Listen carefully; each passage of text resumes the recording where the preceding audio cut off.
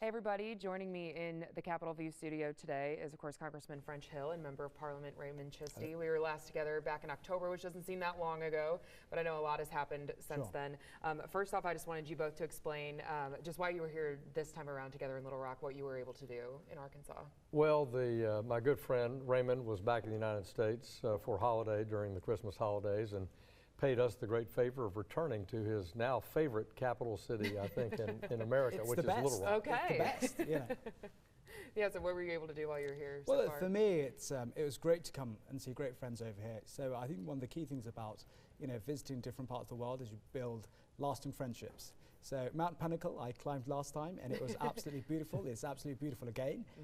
And for me, it's also to see some of the work that we had started. So we went to the military academy at the Clinton Center recently, whilst I've been over here. So it's a continuation of the work that we've been doing, but also enjoy some Christmas time out with good friends, French and Martha. Right. And then, yeah, it's good that you both are kind of enjoying some downtime right now because this is the calm before the storm for both of you. Exactly. I think it's very, very safe to say. So first, let's get off get into the government shutdown. So the government partially shut down before Christmas. That will continue into the new year. And now we're hearing that, on this last day of 2018, that House Democrats already have this plan together that they're going to try to vote on as early as Thursday when Congress reconvenes. And so it doesn't include funding for the president's border wall, but then in reading some different things this week too, it sounds like that the border wall, even though it's something the president campaigned on, I think I was trying to figure out who said that. Senator Lindsey Graham, he called the wall more of a metaphor even for border security. Right. So what do you think of the House Democrats' current plan? It does have funding for border security, not as much as he was hoping, but do you think this has a good chance? Well, we have to wait and see what's in their package, but this has really been frustrating for me to have the shutdown over this. All year we had a good compromise on how to improve our immigration laws, including interior enforcement, resolving the Dreamer issue, and increase our funding for border security. And border security is more than the wall, as I hear my Democratic friends talk about. It's technology, it's radios, it's manpower, it's judges there for adjudication of cases on the border. I support all that. I've voted for it multiple times this year. But this issue of building the border fence or the physical barrier on the southwest border was an original proposal by Bill Clinton. It was a proposal during the George W. Bush administration. Both Senator Schumer and Nancy Pelosi have voted for this very type thing before. So I'm frustrated that we've made a big deal out of it. I really have, because we want good southwest border security. We want to improve our immigration system. So I appreciate Lindsey Graham trying to be a voice of reason to bring compromise in this year-end funding crisis connected to the southwest border. I hope when I get back to Washington, we can make progress. So you think there could be a compromise? It's not like one side maybe has to surrender here? And from what I understand, President Trump over the past week has offered a number of compromises on the dollar amount and the structure. We also in the House passed full funding of government. We passed not only this border security money that the president had requested, but money importantly for the hurricanes. We have farmers and people in Georgia, Panhandle of Florida, really hurting from the hurricanes, and they've not gotten the federal funding owed to them, particularly for our farmers who've got to put a crop in early. That's why I'm frustrated we haven't gotten this resolved. And just from the outside looking in, how does Britain interpret what we've been doing and shutting down our government here in America? Well, look, let me first talk about the issue of the border security. We have a similar issue back at home. And the first duty of the state, whether it's the United Kingdom or the United States, to protect your citizens and keep your borders secure. For us at the moment, United Kingdom, we have a real issue with migrant boats coming in from France onto the coast of Kent, near my district. And there's been real concern about the government's inadequacy to deal with that. Our French partners, from where these boats are coming in, are not doing what they should be doing. So I think when we see what's going on in the United States, saying they want to secure their borders, I think it's absolutely vital that all the key stakeholders, all the political parties work together to ensure that the appropriate action is taken. And we've seen that back at home. There's a difference of opinion, but I think amongst all politicians that accept the first duty of the state is to protect your citizens, and you've got to come together and protect and secure your borders. Now, the partial shutdown could take up all of our time, but we got to get into something that's taking up a lot of your time in Britain too, and that's of course Brexit. Back in October, we were able to talk about kind of some preliminary work over a deal, and now we have the Brexit withdrawal treaty from Prime Minister Theresa May's negotiations with the EU.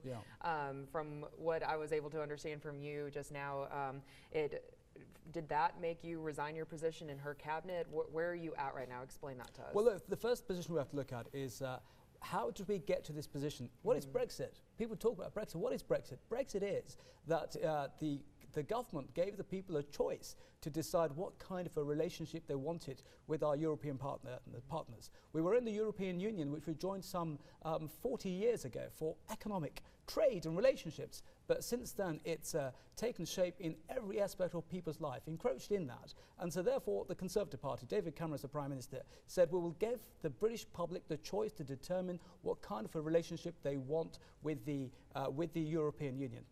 I love our European partners. We're part of Europe, but I don't want to be part of the European Union. And I'll tell you why.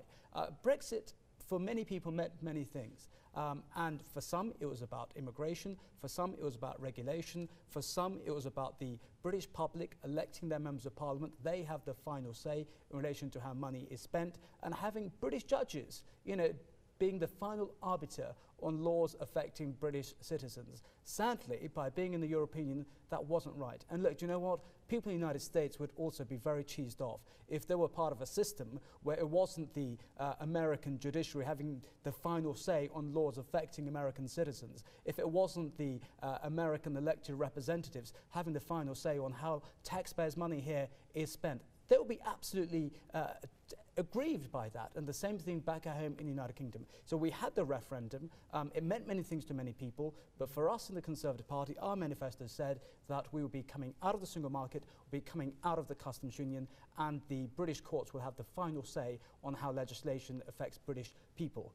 Since then, since I was here in October, the Prime Minister has brought back the draft agreement, which is put to Parliament. And that draft agreement ties the United Kingdom into a customs union with the European Union. We call the Irish backstop, and sometimes the backstop becomes the first stop. So therefore, for me, as somebody who was the Vice Chairman of the Conservative Party, I had to go around the country and speak to people and say, hey, the Conservative Party policy is clear. We'll be coming out of the single market, we'll be coming out of the customs union. And so when you have a draft withdrawal agreement pushed forward by the Prime Minister, which keeps us in the single market and customs union, which then means that we can't have those fantastic, great trade deals with our partners like the United States. Our biggest trading partners around the world are the United States, Australia, China. And we need to be in a position that we're able to take that forward. But the draft withdrawal agreement, when it came in, meant that we were still tied in to regulatory alignment with the European Union. But look, it gets even worse than that. Sovereignty. United Kingdom should be able to be masters of its own sovereignty. But under the backstop, if you were to enter the backstop, if you can't agree in that transition period of trade deal, then you're stuck in a backstop. But you know what? You can't come out of a backstop without the permission of the European Unions. Well, how does that work? So I think for us, it's now, the Prime Minister said she's going to go and look at seeing what further concessions she can get from the European partners before we go back in January to vote on this. But look, I'm being completely clear with you. If the backstop stays in the withdrawal agreement, then I think it's going to be very difficult for the Prime Minister to get this through, irrespective of what assurances are. Assurances are assurances, but you've got to look at the treaty. And that's why I think it's going to be very challenging for the Prime Minister. But look, hey, I want the Prime Minister to succeed at every level. So I want to see what the assurances she gets, but the treaty must remove the backstop scenario. The U.S. Ambassador to Britain, though, has been very candid that that the U.S. at least a trade deal with Britain over this is not looking very likely if there's no change. Well, that's right, and I think that's what citizens in the UK voted for, is to be able to have that kind of bilateral trading arrangement. We'd like to have the first free trade agreement with a country in Europe immediately after the March leave of Britain from the EU. This is endemic, Jesse, I think, of what I hear when I travel in Europe and talk to other countries besides my friends in the United Kingdom. The European Commission, the European Parliament have gone a step too far. And they've created unrest among the citizens of Europe, not just in the United Kingdom, which voted to leave because of it, but you can see that in Germany, you see it in Italy, you see it in the Central European countries that were formerly part of the Soviet Empire. And this has created anxiety inside Europe. And in my view, it would be a great lesson to go back to Brussels and say, why can't you reform the EU and maintain the best of the common practices in trade and transport and the agreements that people have made in this informal assembly of the common market and lay off the next level of essentially intrusion into the sovereignty of each of these countries. That's a big challenge for Europeans, I think. What happens if there's no deal come March? That's the deadline. Well, look, I think if there is no deal, I think the words of our Prime Minister were very clear. A no deal is better than a bad deal. And I think on that basis, we have to look at all options, and our government is preparing for all options. And one of those options is to have a clean break, to go out and operate on World Trade Organization rules and terms. And 160 countries around the world are doing that, having those fantastic trading relationships with the United States and other countries around the world. Well, look, you know, before I resigned as the Vice Chairman of the Conservative Party, I was also the government trade envoy for an emerging market. And those emerging markets were lining up to do trade deals for us. So we know that they want to do it. So, you know, for me, it's, look, I want to get the best trading deal, you know, with our European partners. But if not, we then should be in a position to say, look, we can be prepared to go out on a clean break scenario and operate on World Trade Organization rules, not just simply on trade, but the words of our Metropolitan Police Commissioner, the Senior Police Commissioner, said the country we shared the most intelligence with on security is the United States. And across the world, we work and share intelligence with partners around the world to keep our country safe. So whether it's trade, on security, I think if there is a no deal, we can make a real success of it and have that great international approach with our key partners and stakeholders. So there's no quick answer to this, and I'm sure that this is a $100 million question too, but just how do you make the US and the UK happy so this bilateral trade agreement can happen? What's next? I believe that should there be a clean break and a Brexit approved by the Parliament, that the US will put a priority of having a free trade agreement with the United Kingdom commencing as soon as possible after March 2019. Okay. And then even though the shutdown is still going on at the nation's capital across our country, of course, there's still a lot of movement to be had, namely in Syria. I know the president made a lot of comments just this past week that sent shockwaves throughout allies, our military, what have you. He said that the troops are coming home because, you know, we've won against ISIS. Now, he has watered down his plans for an immediate pullout from Syria. He's retracked a little bit. You said you opposed the president's decision to withdraw troops from Afghanistan. What did you think of those comments about Syria? Well, I was pleased that he had second thoughts about the immediacy of the pullout. There are three key components in Syria. One, and the most important, we want to block Iranian intrusion into Syria, which threatens our allies in the region. And clearly, by pulling our people out of Syria precipitously, we open up the Damascus to Baghdad road and turn it over to the Iranians. Secondly, our intelligence tells us there are about 30,000 to 40,000 Daesh ISIS fighters still in the lower Euphrates Valley, right at the Iraq border with Syria. And finally, you have the Kurds in northeast Syria along the Turkish border that have cleared that area. Those three areas cannot just be immediately turned over without a plan. So my criticism of the president's decision was, what's the plan along the Turkish border to continue the fight against ISIS in the lower Euphrates and keep the Tanif base, our base at Tanif in southern Syria, to block continued Iranian incursion. So the fact that he says he's thinking about delaying that immediate withdrawal and having a plan, that's exactly what we should have done, and I hope we can do that in conjunction with our allies in France and the UK particularly, and our other regional allies, to make sure this is done properly. Turkey alone can't in any way carry the fight to Daesh ISIS. They are along the border, they can be effective along the Turkish border, but their principal mission has been to essentially kill our ally, the Peshmerga, the Kurds in northeast Syria. So this is a very complicated area. I invite you to. Yeah, I did see Britain even respond to Trump's comments. Well, let me make it very clear. The war against ISIS Daesh is a global coalition in international war. So I want to know if the president consulted with all the key international stakeholders in his decision to pull out of Syria. But let me make this point. Before I was a member of parliament, for 8 years, I was an advisor to Benazir Bhutto, former Prime Minister of Pakistan, who lost her life to an act of terror and campaigned for democracy all her life.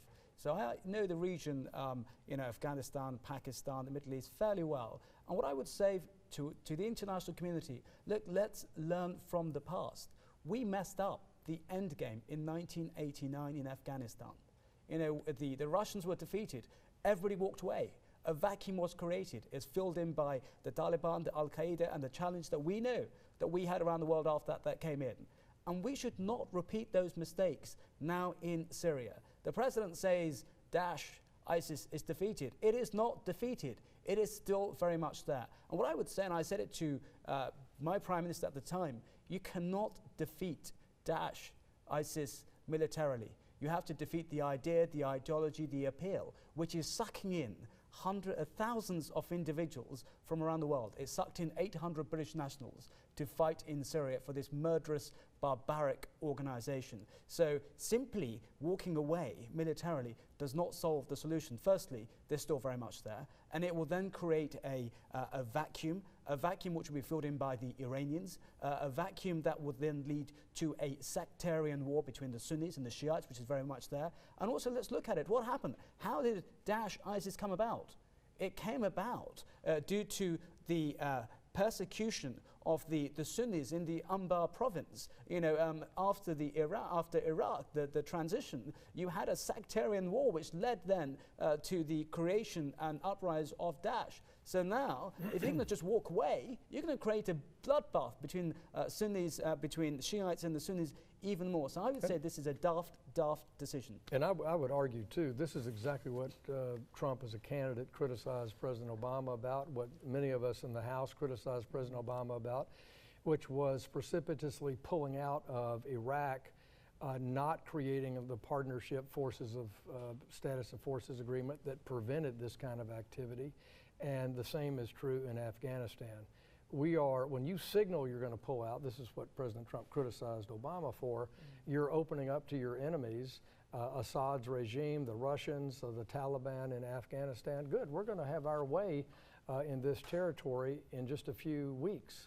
So that's why I think planning is critical and a strategy for completing the fight against ISIS is essential, but also protecting refugees along the border and preventing further Iranian incursion into Syria. And what it does then do, the other side effect of this is that those who stand with us at difficult times, like the Free Syrian Army, you know, we said we would back the Free Syrian Army, the international community, but when the tough got going, we, the international community, walked away from them. And whereas the Assad's allies stood by him, and it sends the message to people out there that when the tough gets going, you know, the international partners like the United States or the United Kingdom, they walk away and the Russians and the Iranians will stick with you. It's a wrong thing to do. And you've got to then ask the question, the end game, who wins from this? The Russians win this? And why are the Russians in Syria? They're in Syria because we messed up in Crimea. We did not check them.